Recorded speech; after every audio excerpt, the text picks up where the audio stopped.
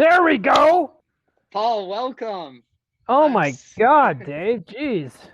I'm I'm sorry that you had to experience that, man, because I was having not a one-sided conversation over here because we've got a lot of engagement down here in the comment section of um, how people find it so relatable that these characteristics of a nice guy would show up, like how we seek the approval of others. hmm How how do you see that show up in nice guys that you used to be or that you know now? Oh yeah. I mean, I'll just speak for myself as a recovering nice guy. One of the things too, like I like to talk about a lot is love languages, and one of my top love languages is words of affirmation. And I was thinking about it over like the last month. Uh, I think one of the reasons why I like affirmation so much is because I am a people pleaser at heart. I want to know that I'm making you happy, stuff like Yeah, that. yeah. Um, yeah, I mean I think that's still a trait of mine that I'm trying to get over. Right, right. Yeah, what I hear is not so much that love language is a bad thing at all. What I'm hearing is that when you're doing things for others in order to receive in return, like receive those words of affirmation, that's where the nice Mhm. guy shows up. Am I hearing you correctly? Yeah, like we talked about it on your podcast, the unwritten contract, as it were, right? Like I'm doing Hmm. it. I'm doing nice things expecting something in return as opposed to just doing it because I'm a genuinely good person. Yeah. Right, right. Yeah. And tell us a little bit about yourself. I'm in Denver, you're in Grand Junction. Um, I'm close to Grand Junction. Yeah, I'm about an close to hour outside of Grand Junction in the middle of nowhere. So, Okay. All right, man. Well, thanks again for joining me. I'm super pumped to have the conversation about nice guy syndrome and what do you want to bring to the table? We've got a lot of people joining us, and don't hesitate to put questions in the comment section below, everybody. Tell us your first name, tell us where you're from, and we'll get the conversation going. yeah, I just want to say, Dave, there might be some trolls joining the live today. I set a little bit of a dumpster fire with a controversial video Mm, yesterday or day before yesterday, and mm-hmm. yeah, some people are getting pretty steamed over it. Mm-hmm. but Yeah, that's such a great thing to talk about when it comes to nice guy syndrome is nice guys tend to lack boundaries and they are generally always walked all over either in relationship or maybe in like on social media where they don't stand up for themselves against trolls. Tell me more about your experience there. Well, I find that on TikTok, one shouldn't stand up for yourself against trolls because that's how you get your account banned. My original account got banned because people would troll me, and then I would make videos, firing back, and then you're the one that gets banned for bullying. You get your videos taken down for bullying. So I don't even bother dealing with that anymore on TikTok. If someone's just out of line, my block Your button, my block finger is strong, and I your just I block just don't trigger deal is with it. quick. Got it. Yeah, it's not worth feeding the trolls on social media, but yeah, there are a lot of guys, and I see it in my work, in my day to day, just men that I deal with on a daily basis that will just they don't want to stand up for themselves. They know something's wrong. I'm a a director, so I have people that report to me. I have people in other departments. They'll feel comfortable coming to me, telling me a problem, and then when I bring it to the right supervisor's attention, and then ask these guys to sort of speak up, they're like, "Oh, no, no, no, I don't want to rock the boat. I don't want to rock the boat." And that's just no way to be, especially if you want Hmm. to solve a problem. Like there's a legit problem that we need to address here. Being quiet about it is not going to solve the problem. You know what I mean? Hmm. Yeah, I totally understand what you're saying because a nice guy will have a tendency to lack assertiveness, hmm and that comes from a place of not standing up for yourself. And we have a good comment here in the section from Denise of like, Dave, you mentioned the nice guys sometimes lack leadership. She's experienced that, and the lack of masculine leadership in a relationship. Can you explain a little bit more? And it fits perfectly with the nice guy syndrome. So We discuss masculine and feminine a little bit on the podcast episode, but let's dig in right now. Yeah, I mean, we talked about it on the podcast. I gave an example of like my father and like how I learned relationships and how my dad always looked at marriage. Like he used to say, marriage is like the Indians in an old Western. They never win. And he would always want my mom to make the decisions. It's like when you ask your wife what she wants to eat for dinner, and she won't make a decision. That makes you frustrated because she won't make a decision, but you just want her to be happy. And it's like women typically, and that I've found, they just want their man to make the decision. So when it comes to what do you want to eat tonight, just pick a place. And everyone's Yeah. going to be happier. You're going to pick the place you want to eat. She's cool because you picked a place and she doesn't have to just make a decision for you. And women make thousands of decisions all day long, for various things. The last thing they want to do is pick the place to eat most of the time. Yeah. So yeah, a lot of Yeah. I nice can. guys just don't want to do that because they want their woman to be happy, and it Right. doesn't work out for anybody though. Right. Because then resentment starts to build. And then the masculine energy doesn't feel as if like they even have an opportunity to take the lead anymore because they're always supplicating that to their partner. And that ends up building resentment in both sides. Would you agree? Oh yeah, definitely, yeah, because she's upset that he won't make decisions and won't take the lead, and he's upset because she won't make decisions and take the lead. Right. Someone, you know what? It's in Dr. Glover's book. We talked about that a lot in the podcast too. Is in a living room, there's one TV, and that TV has one remote. Right in your car, there's only one steering wheel. Someone eventually has to take the lead, Right. and traditionally, that's the man's role. Mm-hmm. Okay. Yeah, definitely. Let's talk about leadership in dating. Like, from my experience, I'm taking a personal break from dating right now, but when I am ready to get back out there, I understand that leadership starts from even before the first date. So, like, I match with somebody on an app, I'm going to ask the questions that lead the conversation towards what are my core values? What are my standards? I'm going to take that leadership opportunity the next time I get back out there. What comes up for you when we Sure. talk about that? Specifically when it comes to dating, the way I like to approach dating is men need to make the plans. I think one of the biggest mistakes men make, especially on dating apps, and I mean, just asking women out on dates, is well, what do you like to do? Well, where Mm, do you want to go? What do you like to do for fun?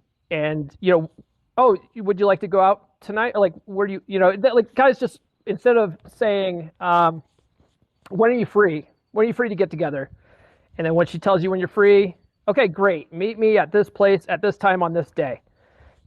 Like I found when I started doing that, I got way more yeses.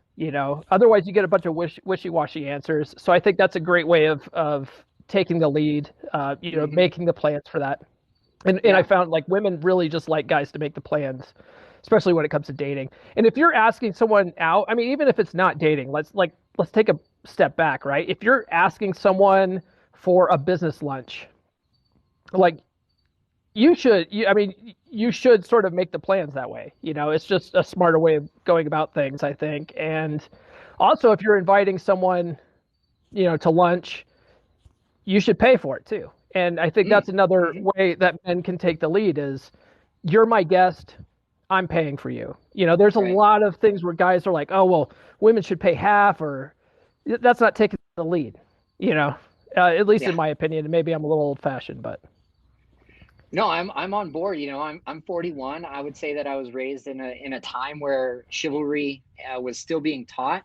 However, I did learn this nice guy behavior because let's just say that like my dad started traveling a lot for work when I was 8. So I spent a lot of time with my mom and my two sisters. So experiencing a lot of that uh, that feminine energy around me as a child taught me something different than, say, like your dad showed you one example of like, I'm not going to fight with my mom because I'm always going to lose. Hmm. Yeah, my dad was the same way. He was always very avoidant, trying to stay out of fights, but at the same time, he would just get so frustrated with like the stuff that my mom does that he would eventually couldn't take it anymore and like would blurt Yeah. stuff out, you know. Right. So Oh it's yeah, that's that resentment showing up of just like the little things are starting to build up inside of us, and then eventually we just explode because no one can stuff that much stuff down.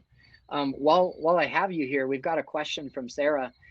Do you see this lack of assertiveness as a potential red flag initially? And I would say that if you see a pattern in the beginning, that pattern will continue on throughout the relationship. What do you think? I think it typically does because people can change, but people typically don't change, you know? Like they have to want to change. They have to recognize that there's an issue there. And if they don't think that their lack of assertiveness is a problem, they won't change Mhm. it, Right. you know? Yeah. Yeah, I totally agree. And we've got a follow-up question from Sarah. And if so, what questions can be asked to help see if this may just be nervousness? So, over the course of the first couple of dates, you're getting to know somebody as who they are.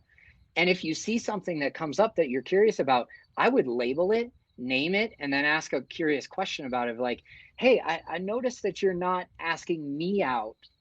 Is there something more to that? Are you nervous, or are you a little bit hesitant to ask me out? What's going on there? What do you think, Paul? You think women should say that, should step up and say stuff like that? I think that if Sarah is noticing that there's a lack of assertiveness in somebody she's talking to that she wants to go out with, yeah, I would label it and name it and say like, "Hey, is there a reason that we're just talking every day and you're not asking me out?" Yeah, I don't think there would be any problem with a woman being straightforward with guys like that because guys think more linearly like that. I can't speak all the time, Yeah, but like Worcestershire. yeah, yeah. I saw your Worcestershire video. That's exactly right. Although I can pronounce that usually pretty well, but yeah, I Worcestershire. mean, I don't know. guys, guys don't pick up on subtleties hardly at all. Guys don't read body language well. Women are very they're not straightforward. They hint at a lot of things. You know, they use a lot of body language, and they expect guys to just pick this up. But most guys don't. So if you do have a problem, it wouldn't hurt to say something like that in a tactful way. Don't be Yeah. a bish about it, but Right. right. Right. We could all use a little bit more support in how we communicate with each other, especially via text and especially on the apps. So the more direct that we can be with each other, the better our dating experience is going to be, especially from my responsibility that I'm taking on as the lead, the leadership in the relationship. And this is actually a really good point from Anne. She says when she breaks up with someone, they never care to find out why to help with future dating. And to your point that men don't pick up on subtle cues of like, well, they've got a lot of shame around this experience of like, well, she just broke up with me. I don't really want to hear much more, Hmm. because they feel like that's going to hurt even more. So a man who doesn't pick up on subtle cues will eventually try and grow out of that behavior. But I would say that like if a man doesn't ask why you're breaking up with him, um, he definitely isn't conscious enough to know that he should ask that. Yeah, Does that land with you? it does. Yeah. And, you're talking about like in breaking up too. Men are notoriously bad at breaking up. They you get a lot of problems. I think you get a lot of this on both sides too, where people just ghost now. Now I can like I sort of see it a little more very early on, you know, maybe after like a date or two, and then all of a sudden someone just ghosts. But that's still like not a good way of ending things. And I like to advocate for people to be good enders. And I got that from Dr. Glover's stuff too, like where Hmm. if you've gone out on a couple of dates, you've actually met in person, you owe them to tell them, hey, look, it's not going to work for me. I wish you the best of luck in dating, you know. But yeah, but people just are bad about that, and a lot of guys are just horrendous at it. Yeah, right. I had a podcast episode on a couple months ago. My guest, he's an author. His name was MJ Durkin, and he broke down like how guys need to invite a woman out, take her to dinner, and say, look, things have been the last couple weeks, months, however, has been great, but I just don't see this going anywhere, and I'm ending it. And Right. you just have to.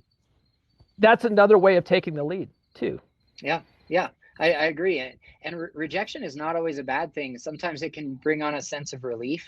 And rejection is simply just redirection, in my opinion, of like, oh, this is not meant for me. I don't want to keep pushing, pushing and forcing something that is certainly not meant for me. So I would rather know the truth, learn from it, and then move on. I agree, and in the another thing too, guys are bad about breaking up too because they don't necessarily want the other person hurt. They don't want the other person upset with them. But the thing is, like, it's okay to be the bad guy. There's no good time to end things. There's no great way of breaking up with someone because it's going to hurt. So Hmm. it's best to just do it, be straightforward. If you can't sum up why you're doing it with it, you should be able to sum up why you're doing it in like one sentence. And they're going to be upset. You might end up with a drink in your lap. But that's just the nature of the beast, and you can take comfort in knowing that she's going to find someone before you. So Okay. it, Yeah. it's okay to be the bad guy sometimes. I Hmm. have a question here. Yeah. The Raven says, how do you deal with a boomerang girl that you like, but she won't commit to Oh, anything? okay. So she disappears and then comes back, disappears and comes back. It won't commit. I sounds like she's a rotation person. I wouldn't try to lock someone like Mm. that down. Yeah, Honestly, test what do how, you think, Ben? yeah. Yeah, definitely. We need to understand how much they're willing to invest in us. And it sounds as if somebody who comes and goes as they please is not invested in either getting to know me or in caring about how that makes me feel. And uh, I really like this question because of it relates to the breakup that you were just discussing, and we can backtrack just a little bit of like nice guys have a tendency to care so much and too much about other people's feelings that they don't want to hurt them, and um, that's where a tendency of like putting other people's needs before their own shows up often. Yeah, yeah, How's that hit definitely. you? I mean, it's true, and when it comes to breakups too, if you're so overly concerned with the how the other person feels, and you're not taking your own feelings and how unsatisfied you are in the relationship into consideration, I mean, that's a problem, and Yeah, yeah. that's another reason why nice guys finish last, right? Yeah, it screams codependency to me. And um fast forward to the boomerang person, Denise mentions that that person might be avoidant, and I see that too, of like an avoidantly attached person will leave and then regret that decision and then come back as a boomerang. So Denise, thank you very much for that contribution. If you guys have any other questions about relationships or nice guy syndrome, Paul is here for a few more minutes, and we're here to answer those questions. So what's I've coming got up for a you, Paul? Yeah. I've got a question here from Curry Config.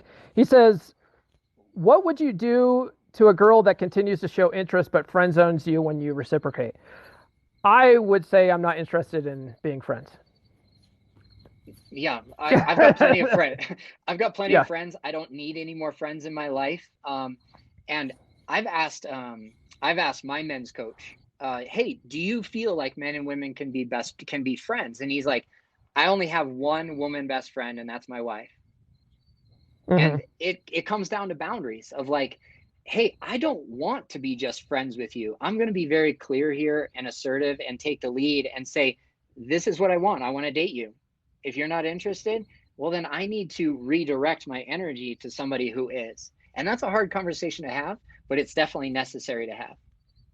It is, and I put out a lot of TikToks that get a lot of flack for saying, there's no benefit for men to have female friends. Um, that being said, I mean, I truly think that men and women can be friends. I have a female friend that I train with. We do marathon training and stuff like that, and I legit think that it only works if there's no sexual attraction on the male's part, because guys are very sexually driven. So that's the only way it works. That's the only way it works. Otherwise, I feel like men are just waiting around for their opportunity, and Yeah. women are happy to have that extra validation in their life and use those guys for validation, and it's not reciprocal, quite a bit. Yeah. And so I don't know. And Dr. Glover talks about how it's not healthy for men to spend a lot of time in non-sexual relationships with women. Hmm. It lowers testosterone. Like men really should be hanging out with other dudes if they want that kind of friendship and stuff like that. And men should be hanging out with other guys for their mental health too. Hmm. Um, Yeah. Emotional but health as well. yeah, so I think, like I said, I think men and women can be friends, but I don't think it's a smart practice for guys to be hanging around with like a ton of women all the time Sure. that are Sure. in a non-sexual way. Right. Yeah, I've seen that show up in my life where like I'll go to the feminine for relationship questions and just dumping my stuff onto them. And that's not appropriate. I need to go to my men for that first, and then I can go back to my partner with what I've learned and come away with. And this brings up a really good point about men and women being friends of covert contracts of like a Mm, man. it's I bad. know sunglasses, right? Uh, I'll take that kind of interaction all day on TikTok. Um, Yeah. if a man is being friends with a woman with that covert contract of like, oh, if I'm friends with her long enough, I'll eventually get out of the friend zone and then we'll start to date. So how else do you see covert contracts show up? Mm. Well, I mean, we touched on some of that a little bit when I first joined too about, guys just being nice, doing nice things for women, expecting something in return. On the podcast, I told the story of how my last like long-term relationship, when I was really deep in the nice guy stuff, I bought her flowers every month for 4.5 years. And I thought I was doing it because I was being Mr. Romantic, but in reality, I was doing it, you know, because I was hoping to get something back eventually. Hmm. Yeah. And at the end of the relationship, it meant nothing. And that wasn't like giving her flowers wasn't even her love language. What in retrospect, like receiving gifts wasn't her thing, and so like it was just a huge waste of money at the end of the day. But I was expecting something in return from that. Yeah. So yeah, there's a covert contract right there. Yeah, give to get is the clear definition of a covert contract. And that can show up at work, that can show up in our friendships, it can show up in our families. And I'm guilty of it, absolutely. There's a little bit deeper level that we could get into with covert contracts of like um, one person in the relationship thinking, I'm going to share how I feel with the person that I'm dating, expecting that reciprocation in return. And where the covert contract comes in is like, I'm going to include you how I feel, but not ask deeper questions about how your experience is going. Is like, I've been guilty of this before. Like, hey, I have feelings for you. And then it's just kind of like crickets on the other side. It's Mm, because I didn't follow up and take the lead and ask more follow up questions of like, hey, what has this experience been like for you? Can okay. you get on board with that or I just don't think I've had an experience like that I can think of. So I probably can't. I probably can't talk to that. Yeah, it was really confusing for me, and it sent me down the path of understanding masculine and feminine dynamics a little bit more when it comes to that. And what I was seeing in front of me was a wound. It was a Mhm. wound that was reflective of my own. I was too insecure to ask how this person felt about me as a follow up. Hey, I'm sharing my feelings here. how do you feel about me? I was too insecure to ask that, so that's my wound. The wound I was seeing reflected on the other side is like also a fear of like, well, I don't really want to share my true feelings because I don't feel safe with Dave. And that's Mm, how nice guys make their partners feel, is like they feel really unsafe on an instinctual and a gut level. Does that clarify hmm. that a little bit more? Yeah, yeah, I think so. I think so. Okay. All right. Do you have Yeah, any more it's questions on that side? Yeah, go ahead. well, well, I just want to say, like, I'm a student of Corey Wayne stuff, and Corey Wayne talks about stuff like that as far as like men. He feels like men shouldn't necessarily be the ones that are telling women how they feel all the time, as far as like, oh, I love you, like the L word, or I want to be in a relationship, or stuff like that. Because a lot of times, and I've seen this in my own dating too, a lot of times when guys do that, it scares women away.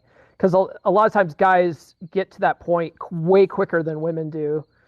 And, women, for women, like women, they fall in love through their ears. It's a process. It takes time. They want to be in a love story. They want things to develop. And guys are more like visual, and they're like, "Oh, she's hot. Oh yeah, she says something nice to me. I'm that's it. We're Yeah. done." One time we get validated and we're like, I'm in love. Yeah, totally love. So guys make the mistake of wearing their heart on their sleeves a little too early, and he talks about you need to sort of just hang out, have fun, hook up, and wait for her to bring that stuff up. And then Mm-hmm. when she does, then it's okay to talk about Sure. that stuff. But even then, you can't assume what she means, because a lot of times women just don't come out and say things. So you got to say, well, what do you mean by that? And really sort Mm-hmm. of get her to lay it out, Mm-hmm. what it is that she means, and then it's a safe space to say, Right. okay, I feel the same Right. way, and Right. Yeah, I'd like to clarify this part of the conversation because um, I do want to take the lead in the relationship and initiating those conversations of like digging deeper, of like asking that follow-up question to create that safety and security is part of taking the lead. Mhm. Why is it that bringing up the relationship conversation is not the masculine taking the lead in this scenario? Well, I mean, according to Corey Wayne, pushing for a relationship and you know putting a focus on relationship is feminine energy. And so when you're doing that, you're sort of getting into your feminine a little bit, and that's unattractive to women because they're supposed to be the ones that are in their feminine. Mm, So yeah, it's guys are a masculine trait is a guy who's more focused on his purpose in life, you know, not trying to get locked down, and just hanging out, having fun, and hooking up mm-hmm. Yeah. until she pushes for something. So, Okay. Okay. and he also talks about it a lot too. He explains how like men and women are like, men are like dogs and women are like cats. And, and how, because like a dog, immediately falls in love as soon as it comes up to the person and starts getting petted. It's like licks your hand. It's Right. but Right. cats are a Oh little yeah, more the aloof puppy that dog way. analogy. Yeah, the puppy dog Yeah. analogy is a good one. I really like this point that Denise and other people are saying in the comment section of like, I absolutely want the man to take the lead, but at a healthy pace. And if it's too soon, it doesn't feel genuine. And I Hmm. love this point because by human nature, we don't want what comes easy to us. We want to work hard for that love story that you were describing earlier, but also we want to create that love story, and it doesn't happen quickly. So I really like that clarification there. Yeah, and that's a thing too. I talk about a lot in my TikToks is how men need to initiate a little bit in the beginning, right? When it comes to dating, they need to be the ones asking for dates for the first couple of weeks, but usually after like the second or third date, typically women start reaching out, and they won't reach out to ask you on a date. They'll reach out saying, "Hey, remember that song we heard the other night?" you know, Very and subtle, because right? they're so subtle, right? So, so you sort of have to just assume that they're reaching out because they want you to ask them on a date. And so Mm-hmm. then when they're doing that, you need to start taking the opportunity to just use those to ask them out on dates. And at that point, Mm-hmm. they're technically chasing you. And whenever I say that, some women get really upset and they're like, no, it's the man's job to chase. Men are hunters. And it's like, look, we do need to initiate a little bit in the beginning, but if you are not investing too, you're not going to want to be in this relationship. Women like relationships that last, both parties are investing a little bit, right? Mm-hmm. Yeah, yeah, Yeah. certainly long-term relationships have reciprocal investment included in it. And that's where the emotional depth of a relationship comes from is like, I give, I give, you give, but not in a give to get scenario. That's where the trust really becomes eroded from the nice guy. And if we close out tonight's conversation, what's a big aha moment that you had in your life or that you want to share with the people tuning in? Big aha moment. Um, Man, I've had so many of them. I've had so many of them. I think, like I mentioned, the flower thing. Um, I had the aha moment when I was listening to, the five love languages, and I was like, oh my God, what was I thinking? Like that wasn't even her love language. And so I had an aha moment there. I think the biggest game changer for me, I say this a lot too. The biggest game changer for me, the biggest aha moment I've had ever on the dating circuit, though, before I even started reading these books, was I think it was like the first or second date after my last long-term relationship, and I went out with this really beautiful woman, and I was still in my nice guy syndrome phase, and I just wasn't getting these overt body language signs that she was into me. And so at the end of the day, I went in for a hug and got in my car and left. And on my way home, she texted me saying, I'm really disappointed you didn't try to kiss me. And I was like, what? What? Like, I didn't I didn't see any kind of signs that said that's what you wanted. So at that moment, I was like, you know what? Forget it. If I go on a date and I like her, I'm always going to go for a kiss. Hmm. And if there's obvious signs in the middle of the date, I'll go in early. But no matter what, at the end of the date, I'm going to go in for a kiss when I walk her to her car or whatever. And that was an absolute game changer for me because I found Hmm. 99.9% of women to be receptive to that. This very small percentage that weren't into it, it wasn't even that big of a deal. They would just like turn their cheek or something. And then I just knew not to waste my time anymore. Right. And but that was one of the biggest aha moments I ever had. Mm. Yeah, certainly showing your clear intentions of like, this is a date. I will kiss you at the end of the night will kind of erase all of that friend zone, kind of unclear intentions about why are we even here out to dinner right now? Like, Yeah. I'm not getting um, clear signals from the masculine. Uh, so that's one great way to show a clear intention about why we're here. I went Mhm. out with a girl a few times last summer before I met my last partner. We went on a couple of hikes here in Colorado, and then I asked her out to dinner.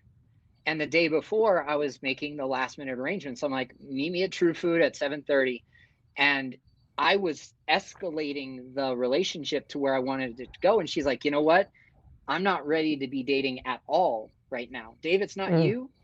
But what I took away from that is like, hey, I was clear about my intentions. I asked for what I wanted, and she set a boundary and she said, "You know what? This isn't the right fit for me right now." And it's my responsibility taking the lead as the masculine to respect that. I agree with that too.